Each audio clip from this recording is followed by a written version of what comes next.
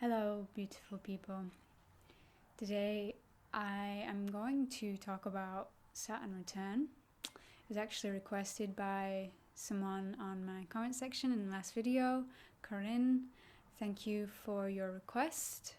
I actually wasn't sure what a Saturn Return was. I've only heard of it once before, and it was with a lady on YouTube called Athena. She was talking about it one time, and at the time I was intrigued because she was saying about how, a lot of people will go through things like breakups or big decisions being made, moving countries, and maybe having babies, things like that, that will change the course of their life forever. So these big decisions will be made. And I remember her saying that you're going through your Saturn return, by the way, just so you know. These things won't stay the same forever. And that's kind of the theme of today's video, kind of where I want to go with this, because I'm not 100% sure if I'm going through my Saturn return. I looked at my chart, and there's a way that you can find out whether you're going through your Saturn return. There's plenty of videos of that on YouTube, so you can check those out if you really want to know. But it happens around the age of, I'm only just turned 27, so it happens around my age and around the age of 30.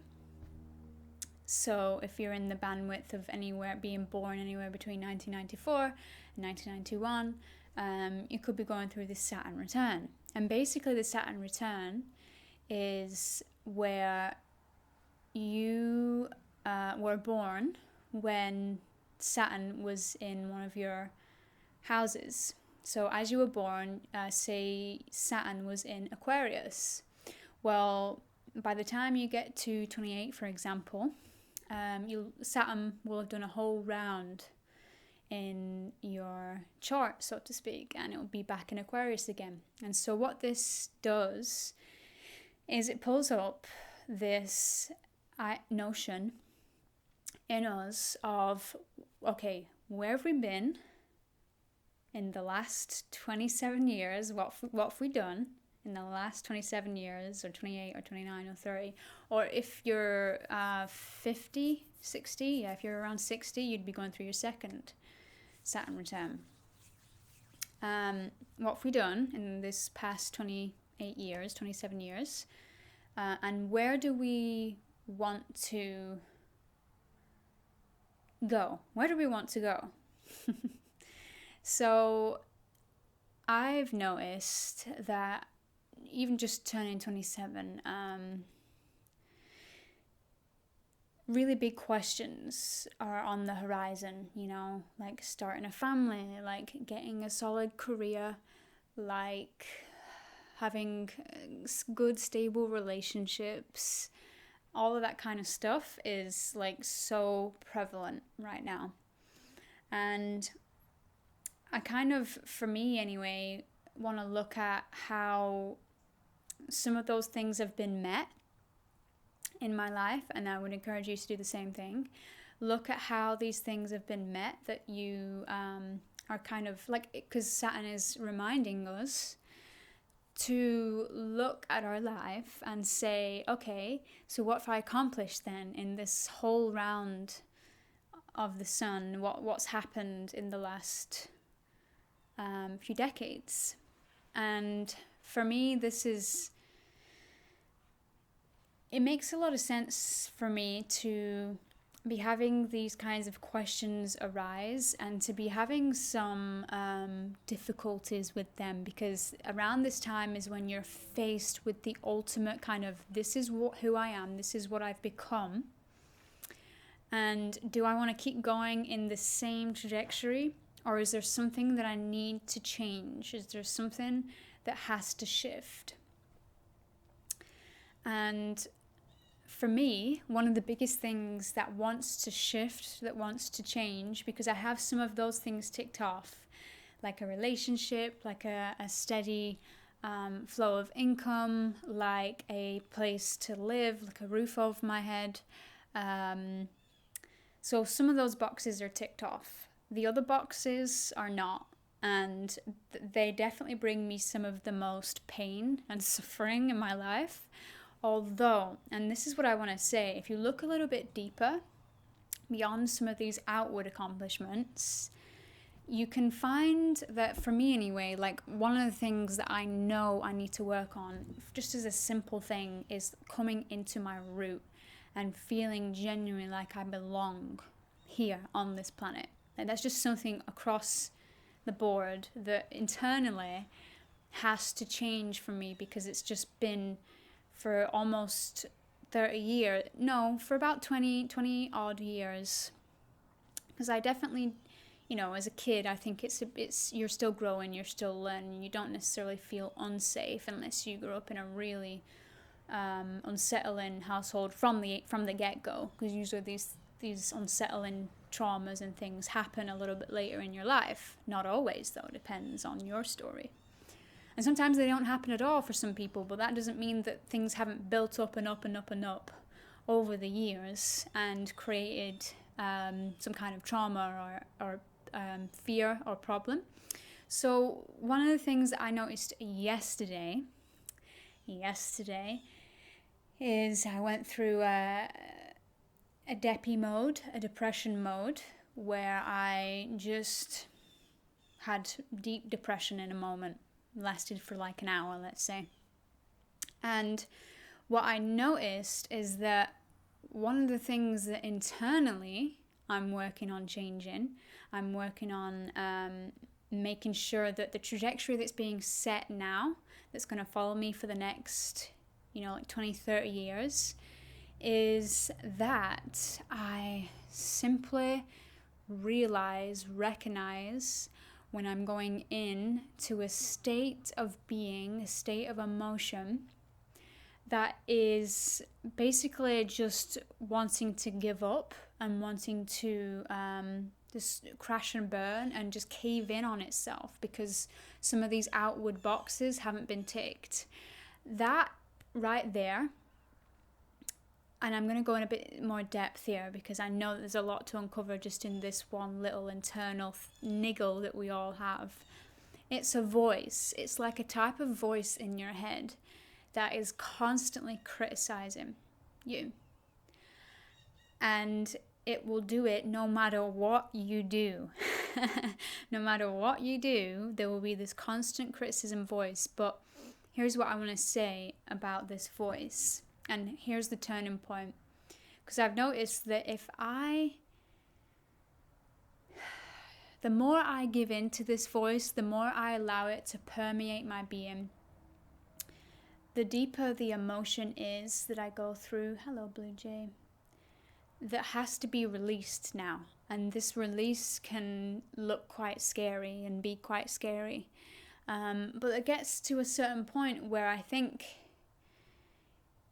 the ways in which we can move forward, even when we go through a difficult emotional bout of, say, looking at our life and seeing what we've become and seeing what we are and seeing how we've made our reality and how it is transpired, being very aware of that and turning to our shadow self and listening to it, and it being very uncomfortable and just kind of, having to even just sit there whilst we absolutely sob the deepest tears and screams and groans, whatever it is for you, turning to your shadow self and doing that kind of work. You get to this next place where you're like, okay, so the hardest, biggest lesson that I have to learn is how to not listen to this criticizing voice all the time. And when I do listen to it, I'm doing it because I know why I'm listening to it. Say that criticizing voice comes up with something that is literally, you feel like it's legit. It's like, oh, actually, it could be trying to protect me against something actually in this moment. But if it's coming up with criticism towards you, that's not useful, that makes it actually harder for you to get out in the world and do the things that you need to do. That's where one of our biggest tasks in this life is to not listen to that voice. I mean, to listen to it, but to not let it rule our actions and reactions, and to actually keep on going like, you know, it is what it is. It's not going to hold me back, but it's also not going to be at the forefront of my decisions. You know, it's going to be somewhere in between. It's going to be listened to, but it's not going to be screaming at me like it has done most of my entire life. So I said to myself yesterday that, and this is maybe a similar affirmation you could come up with yourself, is kind of,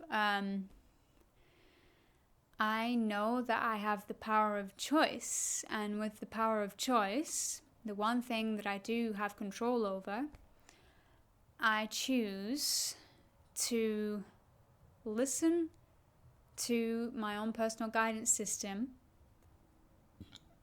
whether it comes in the form of that criticism voice or it comes in the form of constructive ideas, and still find a way to balance the emotions, balance the reactions, the thoughts, the feelings. It's almost like a type of planning, like a type of organization that we have to do, because what tends to happen, around, especially around this period of time where you're almost turning 30, it's a big one, what tends to happen is, because you're aware of some of your mental patterns, your habitual things that have maybe kept some of those boxes unticked, or just are your lessons to learn and overcome, what tends to happen is the mind will go back into autopilot mode. It will go back into what it knows best, even if some of its habitual patterns are to stay in grief and sadness and fear and pain and destruction and anger. Because it's familiar. It's familiar with those states of being. And so it will go back, it will autopilot back into that. If it's triggered in a moment, for whatever reason, it will go back into those old ways of dealing with the trigger. But here's what I want to say. Because no matter what stage you're at in your life, you've probably got at least one box that you want to tick, right? Because that's just the way it is. Like with humans, we just always want more. And that's okay. It's just that, what then is it in this criticizing voice, in this habitual pattern, that you need to start organizing yourself around? As soon as it comes about where you're having these kind of thoughts of just something really negative towards yourself, turn it on its head, you know, like, okay, so you look like this, and this, you know, all these like insults and terrible things, and, you know, just the worst possible things you could think about yourself, it's there. If you can flip it on its head and you can see that the opposite side of that stuff that's just been created in your mind as a habitual pattern to try and protect you, it's the strangest thing ever. The opposite of that can look like, what can it look like? It can look like something so incredible, and whatever that is for you. I can see it for me. I actually had a dream last night of just kind of princess vibes, actually. Just dancing and singing and glamorous and colourful and bright. And it's complete opposite of what I look and feel like when I'm in the criticism mindset.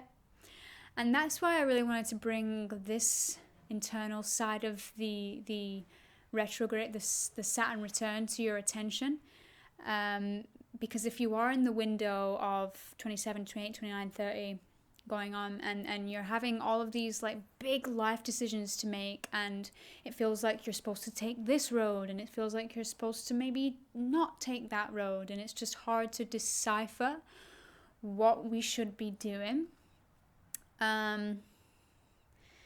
It may be that you are still figuring out that side of things just yet, and so one of the things that you can do whilst you're figuring out kind of what your goals are, where you want to go from for the next 20, 30 years, is to make sure you've got this planning, this organization in check for when you hit a low point, when your criticism voice comes through, when that voice of death rolls in, and you can, I would say that you can do all different kinds of things to deal with it. And all it takes is just recognizing it and dealing with it. Instead of resonating with it, because that tends to be the autopilot, we'll resonate with this pattern of constructive criticism in our head because it's been there time and time and time and time again, like just constant throughout our life. And every time it's arisen, we've either fed the fear, or we've fed the progression, the push through that fear, which leads into joy, which leads into bliss. So you can think about it as a cone, and all day long, you've probably seen this cone. It's starting with the color red at the very bottom and going all the way up into ultraviolets, and as it goes up, it expands, right? And so with this coin, oh my gosh, why can't I say that? With this cone, we start, beginning of our day, maybe somewhere in the middle, somewhere at the bottom, somewhere at the top. It depends. Every day is different, at least for someone like me who's very emotional. And what happens is if we have a criticism thought just come in there and we don't know where it's from, and this is the interesting thing about the mind. We don't always know where these thoughts come from, but we have to deal with them. And the way to deal with them is to recognize whether you've gone into, say, fear at the bottom of the spectrum. And with fear, you'll know you've gone into fear because it's the slowest vibration. Okay, it's the slowest vibration, so you'll feel very dense. You feel a bit stuck. You feel a bit trapped. But you'll know that this emotion is just meant to roll. This criticism is just meant to roll through you. It's just energy in motion, right? And the thing about emotions is you do still want them. Like, this is one of the things with society, is it will push them down so far because it deals with some of the most difficult feelings in the world, which is fear. And because it resonates at such a slow spectrum, it's just energy in motion, in vibration. No one wants to deal with that kind of feeling. So they'll push them out of their life completely. But if you do that, you get rid of your body wisdom, because emotions are your body's wisdom, okay? So it's there to release something. It's there to get you to recognize a lesson or a pattern of some kind. A friend said to me recently that anxiety is just a little flag, just a little wave, just trying to get you to use a slightly different tool, a slightly different way of going about your situation so that you can actually progress, so that you can actually move forward. It's not trying to get you to stay stuck or still. It's just that we tend to, this feeling again, oh no, and we actually grab onto it. We do it out of a sense of, it's kind of like a cave of pleasure. We go into like this awful cave of pleasure where it's just the worst feelings ever, but because we're so used to doing it, we do it over and over again on autopilot. So what you want to be able to focus on when you have come into fear based on something you thought or felt or someone said to you or some outside environment triggered in you, you want to come into the spectrum of, okay, how can I get myself to vibrate higher onto one of these other emotions? How can I get into joy? And sometimes it's just a deep breath. And sometimes it's just a recognition of, hello, my old friend. Here we are again. Woohoo! Yeah! And laugh at it, like actually, you again. Hello. Okay, you're coming in, are you? All right, well, just so you know, I'm going to be dancing. Just so you know, figure. And just so you know, I'm going to be singing. And really pull yourself up. Like, you have to pull yourself up into this spectrum of higher vibrating energy. No one can do that for you, and especially no one, like, it's a bit of both. Like, sometimes someone can make you laugh and it can come up. Other times, other people's bliss or joy or peace body actually pulls you down even more because you're like, oh my God, I can't get there. So wherever you are, just know that it's a wave that's coming and going. Coming and going. It is coming and it is leaving. It is. Depending on you and how much you're going to grip to it and how much you're going to claim it. You know, oh, this is this pain again. This is this depression again. This is this suicidal thoughts again. Yay, this is my life. This is how the rest of my life is going to be, clearly. And those kind of words, you know, it keeps it going.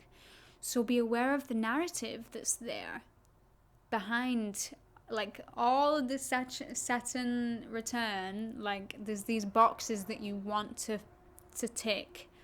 And you'll notice that one of your boxes that you haven't ticked really gets you, and it gets in there, and it starts to just make it so that you think you're not in control, you think you don't have a choice. Around this time, this is where we gotta say, hey, the rest of my life is not going to be dictated by you, all right? I hear you, criticism voice. I know you're there to protect me. But you're not the only one here to protect me, all right? You're not. No. I also have my angel body as well. That can inform me of the way I should do things through love, through peace. I also have my neutral body, my equanimity, the space where I just don't actually have to make any decisions at all. I can actually wait. Okay? I can slow down. I can breathe and be present to all that is now. So that's probably everything for this. Like I say, that's one of the biggest things I think I personally am working on, is how to make friends with this voice. And instead of finding every single thing that's wrong with this voice that then ends up being that's wrong with this place, that's wrong with life in general, because it doesn't just stay in here. Like, it starts to, as soon as you've attacked yourself, you start attacking everything else, and everything else is the problem, because it's how that energy works. Because it's at the bottom, you know, it's at the bottom of the cone. It just kind of pushes against itself. It can't go anywhere. So unless it starts to breathe into some of these higher tones, these other colors, orange, yellow, green, blue, purple, pink, going all that spectrum, it can't go anywhere else, and it meets a dead end, and it will constantly bump up against itself, and it causes a lot of suffering and pain, undue suffering that you don't have to experience anymore. Like, if you're genuinely going through a hard time, if you're genuinely going through a type of suffering in your life because of grief, because of something that's happened, it can still roll through you. It can still roll through you. But like I said, emotions are a type of body wisdom. They come with a message. Is that message to release something that's been trapped in you for a long time? It could be. It could be. You may have to cry your eyes out for hours. And you know what? That's actually going to help you in the long run, because it can release things in your body that's trapped. It may also be there to test you and to see how good you've gotten at tuning into the right frequencies. It may also be there for that too. It might not just be because you're meant to cry because you got some trapped emotions in there. No, it might actually be there to try and test you. How strong are you? How well are you with your own voice? Because we all know when we resonate with something in our being, there's nothing outside of us that can stop that. So we have to be the one to look inward and say, do I really resonate with that though? Or is that just me being used to all these years, dogging myself down, putting myself down? Is that just a habitual pattern that I no longer want to take forward with me for the next 20 years? Could be, my friends, could be. So I would say that if you do the internal work, the external goals will be met. if you focus solely on these external goals, like, oh my God, I don't have a husband, oh my God, I don't have friends, I don't have a proper job, I don't have a proper house, any of these things, that can work for you. I just feel like it kind of creates this place where you're trying to work outside of yourself all the time, and so you're going to get depleted inside. You want to make sure your life force energy is going to keep you on until, as long as possible, right? So if you go outside and you try and make all the changes with your Lego blocks outside of yourself, and you don't actually look at the voice within, you don't actually look at the internal energy that's actually kind of producing this effect on your outside, you got to look at both, is what I'm saying. You got to look at both. So I hope that was helpful for you. I'm grateful to, talk about this a bit more, because this feels like a big time for, just in general, like, so much is going on in our lives where we have to make decisions and choices, and changes are happening. And it's just about, for me, like, keeping it simple, like being aware of that voice, knowing when to come back into my bliss body every single time. And even if I can't get into my bliss body, I can dance, I can sing, I can laugh, I can do those things. I can breathe. I can focus on something else. I can wrap my arms around myself and say, I love you. I love you. I love you. Anything that works to change the point of focus and to start getting you back up through that cone again. And, these boxes that you want to tick, they'll be met. They will. Just know that.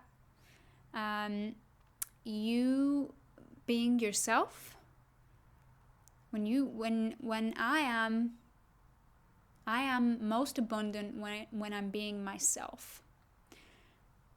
Okay? When you're being yourself in the moment, in the now, whatever's flowing through you, not based on habitual patterns, not based on anything in the past. You be yourself in the moment, because you're new every moment.